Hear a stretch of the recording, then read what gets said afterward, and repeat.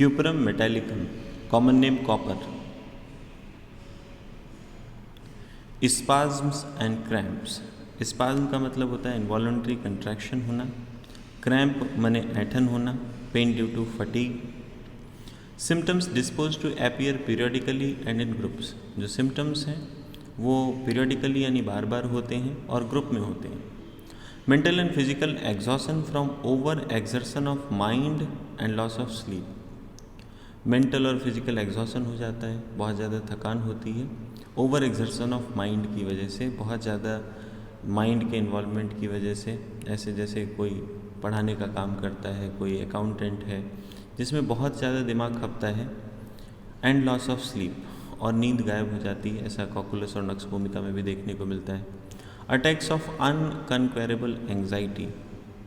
अनकन्क्वेरेबल anxiety का मतलब है जिस एंग्जाइटी को पर्सन ओवरकम नहीं कर सकता, ऐसी एंग्जाइटी के अटैक्स आते हैं। A strong sweetish metallic copper taste in the mouth with flow of saliva. एक स्ट्रॉन्ग स्वीटिश मेटेलिक टेस्ट रहता है मेनली माउथ में, इसके साथ साथ सलाइवेशन ज़्यादा होता है, ऐसे ही रेस्टॉक्स में भी देखने को मिलता है। Constant prostration and retraction of the tongue. लगातार जो जीभ है वो आगे पीछे करता रहता है, लाइक ए स्नेक, ऐसे लैकेसिस में भी देखने को मिलता है। When drinking the fluid descends with a gurgling sound। जब पानी पीता है तो फ्लूइड जो है वो गले में कैसे डिसेंड करता है, नीचे कैसे जाता है, गर्गलिंग साउंड आता है साथ में, जैसे बॉटल में पानी भरते हैं उस समय पे वैसी आवाज़ आती है।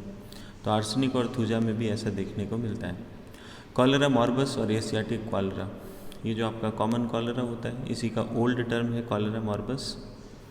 कॉलरा में जनरली क्या होता था, डायरिया एंड डिहाइड्रेशन होता है with cramps in abdomen and calves of legs. तो इसमें जो है वो क्रैम्प्स हो जाते हैं एब्डोमेन में, पेट में ऐठन होती है बहुत ज़्यादा, और इसके साथ साथ जो काफ मसल्स हैं वहाँ पे भी बहुत ज़्यादा क्रैम्प्स होते हैं। Bad effects of repercussed eruptions. Repercussed eruptions का मतलब हुआ सप्रेस्ड इरप्शन। सप्रेस्ड इरप्शन के बैड इफ़ेक्ट्स में ऑफ नॉन डेवलप्ड, अगर डेवलप ही नहीं हुए इरप्शन उनके बैड इफ़ेक्ट्स हैं तो जिंकम इंडिकेट होता है। रिजल्टिंग इन ब्रेन एफेक्शंस, तो सप्रेस्ड इरप्शंस की वजह से ब्रेन एफेक्शंस होना, स्पाज्म होना, कन्वर्जन होना, वॉमिटिंग होना। Of suppressed food sweat, suppressed food sweat की वजह से तो साइलीसिया और जिंकम भी इंडिकेट होता है। Convulsions with blue face and clenched thumbs. Convulsions होते हैं तो फेस जो है वो ब्लूइश हो जाता है यानी ऑक्सीजन की कमी की वजह से। एंड क्लेंस्ड थम्स, जो थंब है वो कैसा होता है, वो फोल्डेड हो जाता है। Cramps in the extremities. Cramps कहाँ होते हैं, हाथों पैरों में क्रैम्प्स होते हैं, एक्सट्रीमिटीज़ में होते हैं। पेन्स, दर्द होता है। Soles, calves with great weariness of limbs. कहाँ पेन होता है, सोल में पेन होता है, काफ मसल्स में होता है। Great weariness of limbs. Weariness का मतलब होता है हैविंग एक्सट्रीम टायर्डनेस, कि हाथ पैरों में जो है वो बहुत ज़्यादा टायर्डनेस हो जाती है। Clonic spasms beginning in fingers and toes. Sudden involuntary muscle contractions होता है फिंगर्स में, टोज से स्टार्ट होता है ये, इसके बाद ये पूरी बॉडी में फैल जाता है, स्प्रेडिंग ओवर इंटायर बॉडी। कब होता है, during pregnancy, puerperal convulsions. Pregnancy के समय पे ऐसे स्पाज्म होते हैं। परप्यूरल का मतलब ये चाइल्ड बर्थ के बाद कन्वल्जन्स आते हैं। आफ्टर फ्राइट और वैक्सेशन, घबरा जाने की वजह से, वैक्सेशन मॉर्टिफिकेशन, बेइज्जती होने के बाद।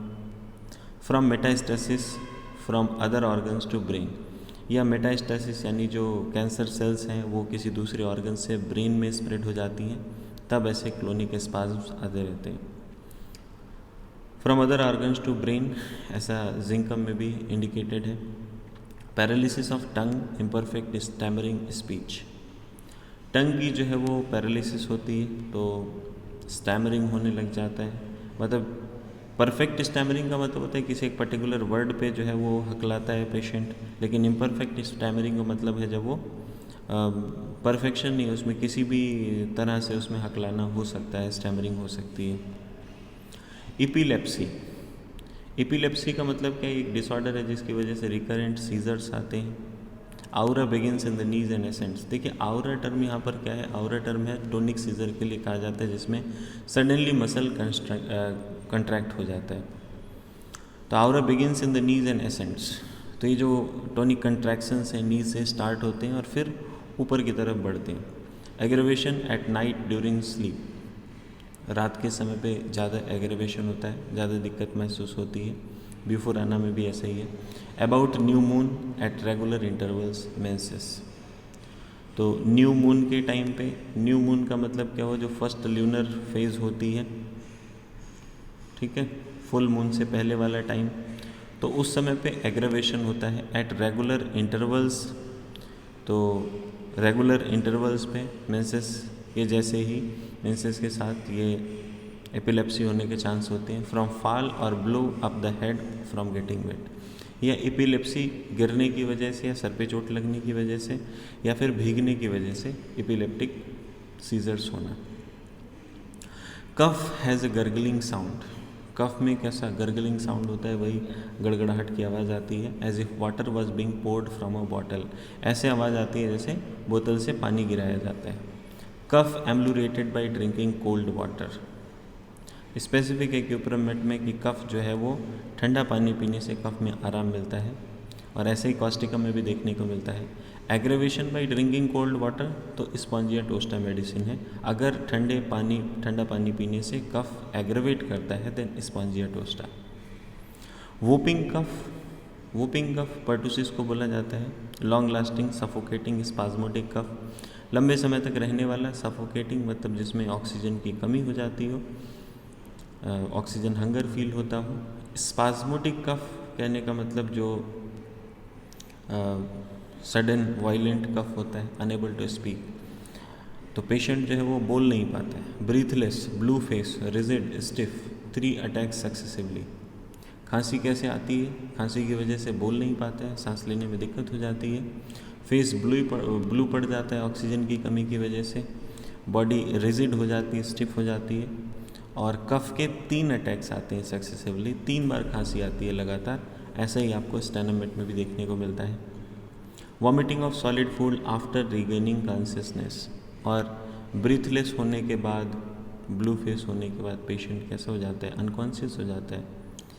जैसे ही कॉन्शियसनेस गेन करता है तो सॉलिड फूड की वॉमिटिंग हो जाती है। कैटालेप्टिक स्पाज्म विद ईच पेरिऑक्सिज्म, कैटालेप्टिक का मतलब है, कैटालेप्टिक स्पाज्म डेथ के टाइम पे जो स्पाज्म आते हैं, मस्कुलर स्टिफनिंग हो जाती है, वैसे ही यहाँ पे कैटालिप्टिक स्पाज्म देखने को मिलता है हर एक पेरिऑक्सिज्म के साथ। जितनी बार खांसी आएगी उतनी बार मस्कुलर स्टिफनिंग होगी। After pains severe distressing in calves and souls,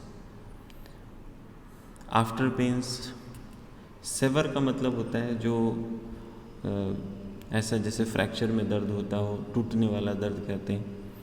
distressing का मतलब बहुत ज़्यादा पेन होना। इन काव्स एंड सोल्स, सोल्स और काव्स में बहुत ज़्यादा पेन होता है।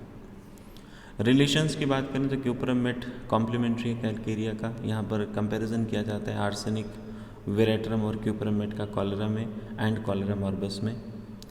इपिकाक से क्यूपरमेट को कंपैरिजन करते हैं क्योंकि इपिकाक जो है वो वेजिटेबल एनालॉग है क्यूपरमेट का।